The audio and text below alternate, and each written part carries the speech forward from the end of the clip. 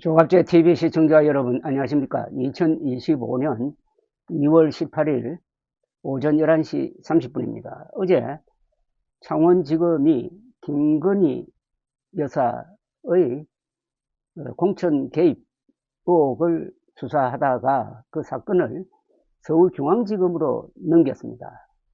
그런 과정에서 김건희 여사, 명태균 브로커죠. 두 사람의 통화 기록을 명태균 측 변호인이 공개를 했습니다. 이 통화 기록은 녹음된 걸 푼 건지 기억을 되살린 건지는 지금 불명확합니다. 남상권 변호사를 통해서 김건희와 마지막 텔레그램 통화 48분이라는 제목으로 복귀한 통화록이라고 합니다. 복귀한 통화록을 공개를 했는데 이 통화록은 2024년 2월 16일에서 19일까지 대여섯 번에 걸쳐 통화를 했다면서 김건희 여사가 당시 했던 말은 아래와 같다고 설명을 했습니다. 당시는 국민의힘 작년입니다. 공천관리위원회가 경남 창원 의창구 국회의원 후보자를 결정하기 전 시점이었습니다.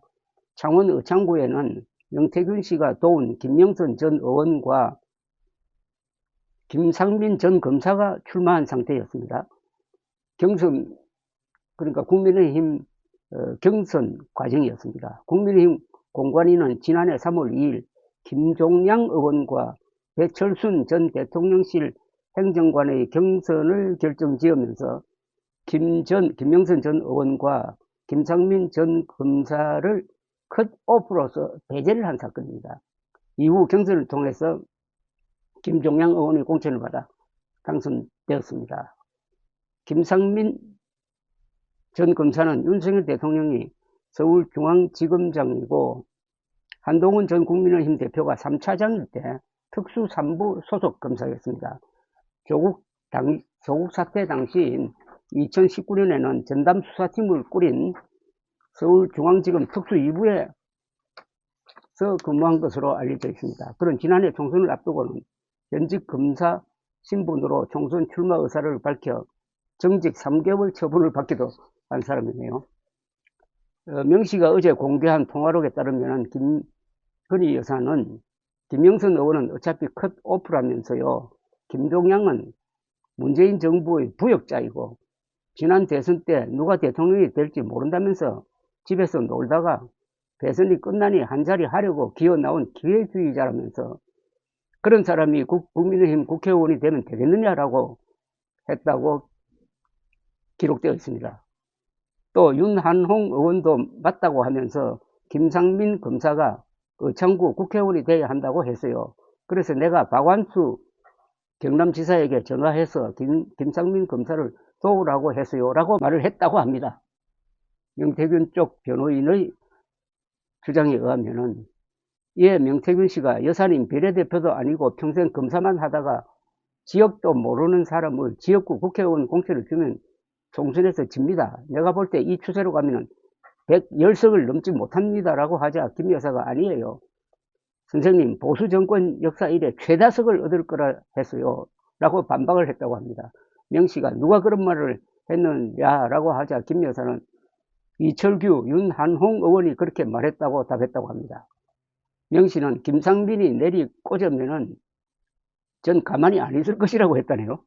명씨는 통화록에 대해서 간신들이 총선 때 대승을 한다고 대통령 부부에게 허위 보고하니 비상계엄 때 계엄군을 중앙선거관리위원회에 보냈구나 라면서 내가 알던 대선 때 김건희는 총선 때는 통화를 해보니 없었다. 사람이 많이 달라졌다고 했다고 합니다. 윤한홍 의원은 이날 입장문을 통해서 명태균 씨가 변호사를 통해 공개한 김건희 마지막 텔레그램 통화 48분은 사실이 아니다. 저는 그 무렵에 김건희 여사와 소통한 사실 자체가 없다. 제가 김상민 검사를 몰랐기 때문에 추천했다는 내용과 보수정권 역사 이래 최다석을 얻는다고 했다는 것은 성립할 수 없다고 반박을 했습니다. 그래서 이것은 현재로서는 한쪽의 주장일 뿐입니다. 그러나 상당한 어떤 개연성은 있는 것으로 보입니다. 다만 만약 이런 생각을 가진 게 사실이라면 즉 김건희 여사가 작년 2월, 그러니까 투표를 한 2달 앞둔 시점에서 최다석을 얻을 수가 있다 라고 자신만만했다면 거기에는 이런 이유가 있었을 것으로 보입니다.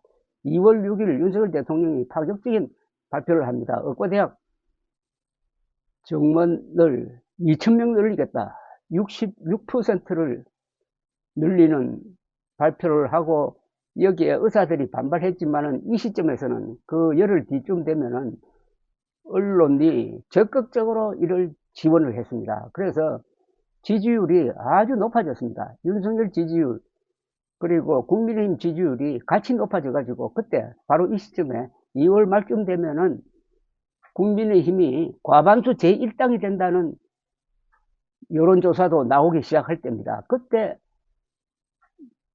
김건희 씨가 보수 정당 역사상 최다 의석이 가능하다고 판단했다는 것은 그렇게 틀린 판단은 아니었습니다. 그러나 그 한 달이 지나버리면 3월 초가 되면은 의료개혁이 의료 대란으로 옮겨가면서 역풍이 불기 시작하고, 의사들이 집단적으로 반발하고 수도권에서 몇백 표 차이로 수십석이 날아가는데 결정적 기여를 해가지고 결국 총선 참패의 원인이 된 것이 의료 대란이었고, 그 결과는 1년이 지나니까 어떤 결과냐, 한 해에 2,000명 늘린다는 목표는 어디 온데간데 없고, 전공의들의 반발, 의대생들의 수업 거부로 해가지고 지금 전문의가 2,000명이 줄어들고 말았습니다. 전문의 시험을 안 치니까 전문의는 2,000명 줄어들고, 그리고 초과 사망자는 지난 1년 약 6,000명으로 예상이 됩니다. 약 6,000명이 억울하게 죽어나가고, 그 다음 또 총선 참패의 원인이 되고 해서 결국 윤석열이 오늘은 의료 대란에서 비롯되었는데, 그러나 그 직후 지난해 2월 6일 발표했을 때의 그 상황에서 김건희 여사는 굉장한 효과를 볼 것이다. 즉 의료개혁 때문에 총선에서 크게 이길 것이다 라고 생각했다는 것을 알 수가 있습니다. 짐작할 수가 있습니다. 그러니까 총선에서 지고도 2,000명 정원을 포기하지 않고 그대로 밀고 나가다가 오늘 대한민국의 의료 시스템이 이렇게 파탄나는데 김건희, 윤석열 두 사람의 역할이 있었다는 것을 짐작하게 한다고 해서 제가 소개를 드렸습니다. 감사합니다.